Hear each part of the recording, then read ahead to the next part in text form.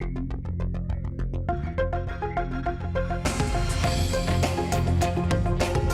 primera plana, Carlos Herranz. Bienvenidos en Primera Plana, un programa de Radio Francia Internacional y de France 24. Esta semana, casi por obligación, tenemos que poner el foco en Ucrania, con la ofensiva de Vladimir Putin y las repercusiones que pueda tener. Nos acompañan para analizar todo lo que está sucediendo en este estudio Fernando Avakian, especialista del espacio postsoviético y ex consultor ante la UNESCO. Bienvenido, Fernando. Buenos días, Carlos. Delia Runategui, periodista independiente. Bienvenida, Delia. Gracias, Carlos. En duples con nosotros Eleonora Tafuro, especialista en Rusia del Instituto de Estudios Políticos Internacionales de Milán. Bienvenida, señora Tafuro. Muchas gracias.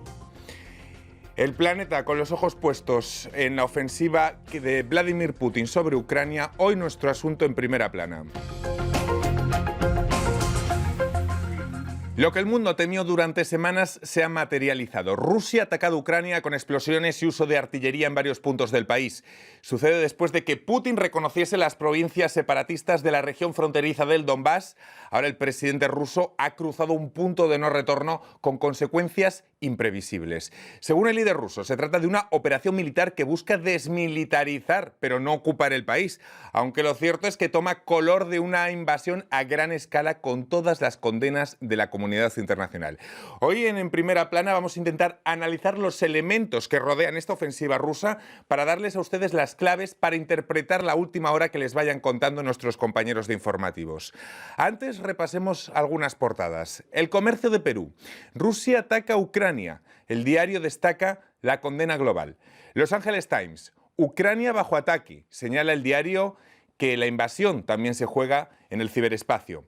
New York Post. Guerra en Europa. Sorprende y ver un titular así tan potente. Guerra de nuevo en un suelo europeo. Liberación. Aquí en Francia. Lo impensable.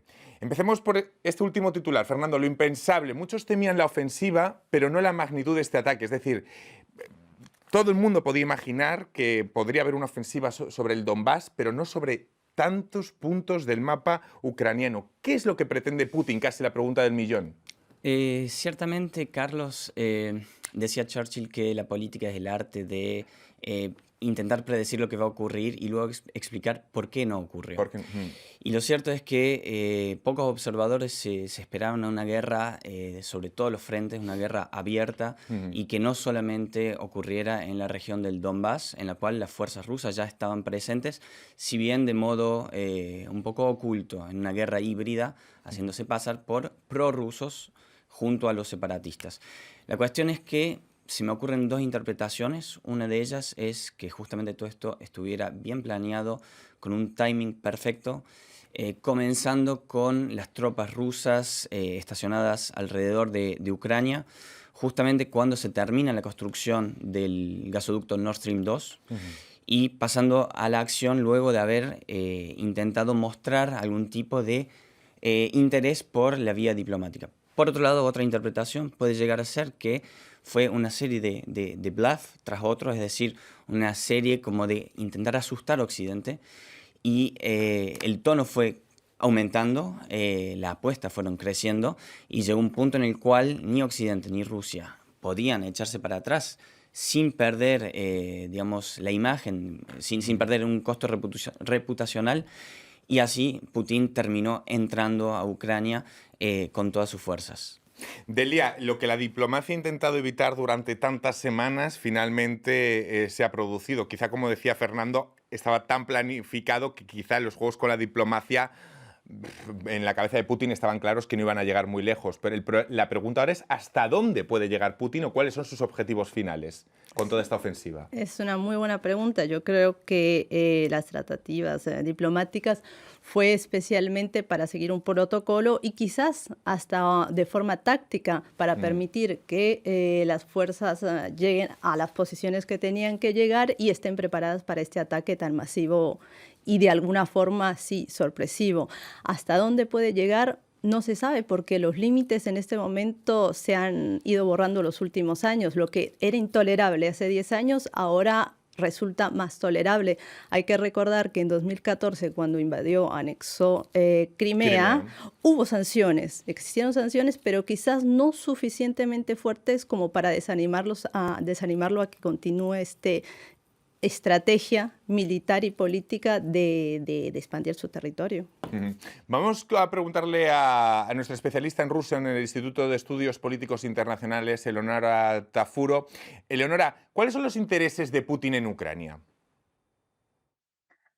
Los intereses de Putin han sido claros desde el principio. Su interés principal fue aquel de parar digamos, la avanzada, así como la percibe Putin de la OTAN en Europa Oriental y sobre todo con Ucrania y Georgia. Eso lo puso muy claro en diciembre cuando envió un listado de peticiones a OTAN y Estados Unidos. Además, hay desde luego muchas otras razones, porque es un fenómeno muy complejo, entonces hay muchas causas. Putin siente que tiene que dejar un legado, yo creo, a los rusos. Una tercera, desde luego, causa muy importante, un tentativo que Rusia hizo de integrar desde el punto de vista económico y político los estados de la ex Unión Soviética, que digamos no tuvo éxito porque algunos de estos estados en Ucrania sobre todo, no quisieron integrarse con Rusia y decidieron, por lo contrario, intentar integrarse más con Unión Europea y OTAN. Entonces esto rompió un poco los proyectos de Rusia, sobre todo en respecto a la Unión Euroasiática. Claro, muchas preguntas nos deja todo esto sobre la mesa. Entre ellas, no sé qué opinan Delia, Fernando, ¿se puede convertir esta guerra en una guerra larga, que se dilate en el tiempo, de baja intensidad, o será rápida? ¿Por dónde pueden ir los planes de Putin, Fernando? En alguna medida depende, me parece a mí, justamente de los objetivos que estaba enumerando Eleonora. Es decir, si lo que Putin quiere es la sumisión rápida de Ucrania, obviamente le va a convenir simplemente intervenir en Kiev para intentar generar un cambio de gobierno, para imponer un cambio de gobierno, de modo tal que se vuelva una situación... Quitar a Zelensky y poner una marioneta dependiente de Moscú. Se me ocurre a mí que como mínimo a Putin le hubiese gustado tener una especie de... un proceso de finlandización de Ucrania, es decir, que antes de comenzar la guerra Ucrania simplemente se transforme en un estado tapón, un estado simplemente soberano, pero que por otro lado no es parte de la OTAN, ni completamente parte de la Unión Euroasiática que nombraba Eleonora, y como máximo que se transforme en algo como Bielorrusia, que de facto está prácticamente integrada a Rusia. La cuestión es, Rusia tiene los medios para mantener una guerra a largo plazo, y la cuestión es que es bastante costoso y bastante riesgoso porque Putin, el Kremlin, no tiene las capacidades para controlar el territorio y la población de Ucrania, digamos, no rusófona y no rusófila. Y del otro lado, Delia, la respuesta que puede dar la OTAN. Bueno, Ucrania no es miembro de la OTAN y no está cubierta por la cláusula de mutua defensa de la OTAN. Lo que se podría hacer es suministro de armas, que es ahí el punto complicado, ¿no? Totalmente, pero también es suministro de armas, pero si no hay suficientes militares como para hacer uso de ellas, es muy complicado porque en ese momento tanto la Unión Europea como Norteamérica con Joe Biden dicen que no van a intervenir con fuerzas militarmente. Eso está clarísimo. Pero al mismo momento se ha escuchado al presidente ucraniano decir que lo están... Sí, diciendo que lo están dejando solo, por más que haya ayuda humanitaria, ayuda económica, mismo envío de armas. Es decir, en algún momento todo este tipo de ayudas ayudan, pero no son suficientes para que pueda hacer frente a esta invasión rusa. Porque las sanciones impuestas en las últimas horas, tanto por Estados Unidos como por la Unión Europea, parece que no sé si podemos decir, ¿pueden tener algún tipo de carácter disuasorio? ¿O ya llegados a este punto, Fernando? Es que simplemente hay una doble temporalidad con relación a las medidas que se están implementando. Por un lado, obviamente, las medidas militares son, por esencia, más espectaculares y más inmediatas. Las sanciones financieras y económicas, como por ejemplo aislar a Rusia en el plano financiero internacional, tienen efectos más a largo plazo, que se van a ver quizá de acá 6 meses, 1 año, etc. Entonces es muy difícil hoy por hoy de saber cuáles van a ser los efectos, digamos, disuasorios. Estamos viendo que en este momento no están disuadiendo a Putin. Voy a preguntarle, perdona, Delia, voy a preguntarle a Leonora de cómo se vive esta crisis dentro de Rusia. ¿Cuál es la percepción que se tiene en Rusia de la actuación de Putin, de toda esta crisis y en general de la política exterior del Kremlin? Leonora. Pues este es un tema que está causando mucha tristeza entre los ciudadanos rusos.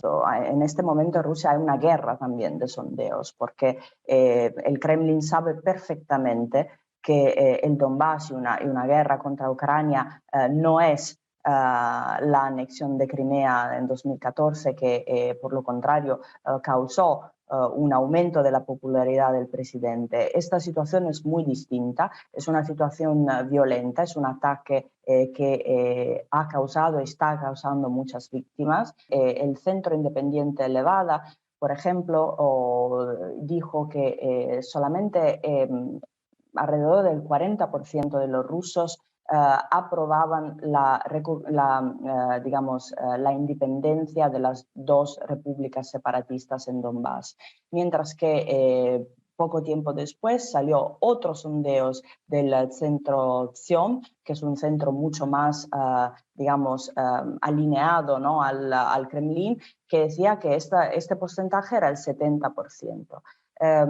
Y esto solo es para lo que concierne la independencia de las 2 repúblicas. Si luego miramos a los sondeos sobre Ucrania en general, vemos que la mayoría de los rusos no tiene sentimientos negativos en contra de los ucranios, sobre todo los jóvenes. Y esto tiene que ver mucho con los enlaces históricos, familiares, políticos, económicos que los 2 países han tenido a lo largo de los años. Claro, es tan difícil saber, y además creo que van cientos de detenidos ya en Rusia por manifestarse contra esta ofensiva. Lo que pasa es que son datos muy complicados de obtener por cómo es Rusia. Fernando, una pequeña frase y nos vamos ya a la pausa. Claro, la cuestión es de qué forma se puede crear una imagen del otro al cual se puede atacar, teniendo en cuenta que ucranianos y rusos siempre han tenido una historia tan cercana. Entonces no es lo mismo, es muy difícil crear la imagen del enemigo, que siempre ha sido nuestro hermano. Vamos a hacer una breve pausa en este punto y enseguida volvemos analizando todo lo que está sucediendo en Ucrania aquí en Primera Plana.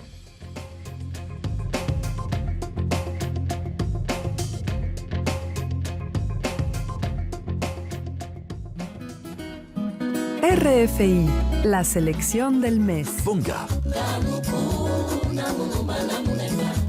Tem cachimbo ou lobus, tem mucuto a reagir. Se é calor em demasia, na mulema vai subir. Yo. Que le den a la vida. Puedo creer en la vida. RFI. Escuche Radio Francia Internacional en México a través de Seno Media. Con una simple comunicación telefónica local y sin costo, acceda al último noticiero actualizado de RFI en español, llamando desde México al 899-274-6675. RFI en español en su celular y cuando usted lo desee desde México al 899-274-6675. Seguimos en Primera Plana esta semana hablando de la ofensiva de Putin sobre Ucrania. Lo hacemos con el especialista del espacio postsoviético Fernando Avakian, Delia Runategui, periodista independiente, y en duples también con nosotros Eleonora Tafur, especialista en Rusia del Instituto de Estudios Políticos Internacionales de Milán. ¿Somos conscientes, quizá no lo sé, en estos primeros momentos, porque es muy reciente esta ofensiva, de que esta guerra se está celebrando en suelo europeo? Hay muchos analistas que hablan de que quizá estemos hablando del peor conflicto desde la Segunda Guerra Mundial, Delia. Yo creo que sí hay una conciencia general de que es un conflicto que se está llevando en Europa. También Estamos viendo manifestaciones en las embajadas rusas de muchas capitales europeas. Y la cercanía afecta de una forma muy directa. También se tiene conciencia de que puede haber un flujo de exiliados enorme. También es muy curioso ver el caso de Polonia, que en este momento ha abierto totalmente sus fronteras y está listo a recibir este gran flujo de exiliados que van a venir eventualmente de Ucrania. Cosa que no pasó con otras crisis pasadas, ¿no? Parece ser que Europa sí que está ahora lista para acoger una gran ola de refugiados que lleguen de Ucrania, por lo que parece, ¿no? Hay que tener en cuenta que también parte del territorio ucraniano en algún momento fue parte de Polonia. Es decir, está la cercanía, pero también se sienten como hermanos. Fernando. Sí, pero bueno, justamente para retomar lo que estaba diciendo unos minutos atrás, la cuestión es, una vez más, esta creación de la alteridad radical, de decir, el refugiado que viene de tal o cual país no se parece tanto a mí, mientras que el refugiado ucraniano me hace pensar un poco en mí, en mi familia, lo cual obviamente es injusto desde el punto de vista ético. Pero ciertamente genera una ola posiblemente de mayor solidaridad en Europa. Pero también puede ser una táctica política, sobre todo de la parte de Polonia, que tenía ciertas fricciones graves con la Unión Europea. Ahora decir, bueno, estamos listos a aceptar este gran flujo y van a ser los bienvenidos. Lo cierto es que nos hemos encontrado con una situación que ningún analista llegó a prever. No sé si les parece que Putin, jugando o no con la diplomacia, lo que sí que está es marcando los tempos de toda esta crisis. Fernando. Si partimos, digamos, en la hipótesis de que realmente había planeado todo esto, verdaderamente sí está marcando los tiempos de esta crisis. Si partimos de la hipótesis de que lo que ocurre fue que se le fue de las manos y que escaló el conflicto mucho más allá de lo que querría, simplemente está corriendo detrás de sus propias acciones. La cuestión es que, lamentablemente, nunca lo vamos a saber, porque verdaderamente el régimen es opaco y es muy difícil hacer algún tipo de análisis más certero. En todo caso, se le ve a Putin en todas las intervenciones que ha tenido una seguridad y un aplomo que da a pensar que estaba muy bien calculado antes de hacerlo. También haber traído más de 175.000 militares era un movimiento enorme para hacer sobre un bluff o maniobras militares. Me inclino a pensar sobre todo la primera de las opciones, que era algo que ya estaba planeado desde hace mucho tiempo. Vamos a seguir estableciendo ciertas comparativas para poner esta crisis en su contexto. Eleonora, el reconocimiento de Moscú de los territorios ucranianos separatistas ha provocado comparaciones con operaciones rusas pasadas, destinadas a contrarrestar la influencia occidental y reforzar la profundidad estratégica en el antiguo bloque soviético. Recordemos la de 2008 en Georgia, apoyando a los separatistas de Osetia del Sur y Abjasia, o el apoyo a un régimen prorruso en la región disidente de Moldavia, Transnistria. ¿Hay similitudes con la situación actual? ¿Están bien traídos estos paralelismos? ¿Hay un hilo conductor en esta línea de actuación de Putin? Desde luego, en primer análisis, la comparación con los otros conflictos congelados, como se les llama, fue la que la mayoría de los analistas utilizaron, porque el conflicto en Ucrania ya lleva 8 años. Es un conflicto que, como decía, causó muchas víctimas, pero que podía ser comparado a los otros conflictos congelados, pero con la decisión de atacar a todo el país, Putin ha, digamos, marcado una intención mucho más amplia respecto a lo que hizo en Georgia y en Moldavia. Entonces, este parangón yo no sé hasta qué punto puede valer después de la decisión del Kremlin. Es muy conocedor del espacio postsoviético, Fernando. Sobre todo Rusia se considera con ese derecho a una esfera histórica de influencia, ¿no? Putin lo ha dicho en su discurso del lunes pasado, y el discurso especialmente agresivo que Putin pronunció el 21 de febrero, básicamente explica la forma en la cual Putin ve el espacio postsoviético y en particular Ucrania. Ciertamente es la versión del Kremlin de la doctrina Monroe, es decir, este continente o este subcontinente me pertenece, y en particular Ucrania, es decir, desde una óptica nacionalista rusa, Ucrania es el subproducto, por así decirlo, de la creación del Estado ruso. Todo esto, digamos, mal interpretando la historia de la unidad política de Rus de Kiev en el siglo IX.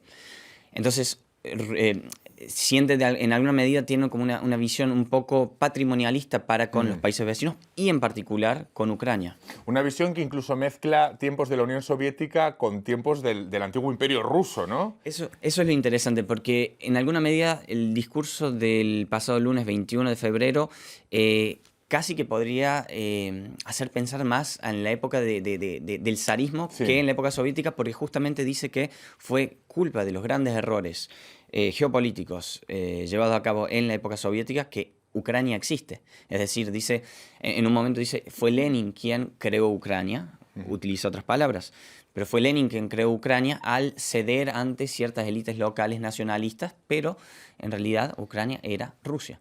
Bueno, pero Putin tiene una gran capacidad de la relectura histórica. De la historia, sí. Así que bueno. Yo me pregunto muchas veces si estaríamos ante una crisis como la que estamos viviendo si Putin no estuviera ahí, es decir, con otra personalidad. Esta crisis tiene mucho de personalismo de lo que es la figura de Putin, no entiendo. Sí, por supuesto, está su firma, pero también hay otros líderes, oligarcas y políticos que tienen esa visión de la Rusia imperial, de la Rusia como imperio, y que sienten que Ucrania pertenece a Rusia, y sobre todo ahora cuando tomaba cierta distancia y se acercaba más a lo que es Occidente, sobre todo a la Unión Europea, con una democracia real, con más apertura, lo han tomado como una afrenta casi personal.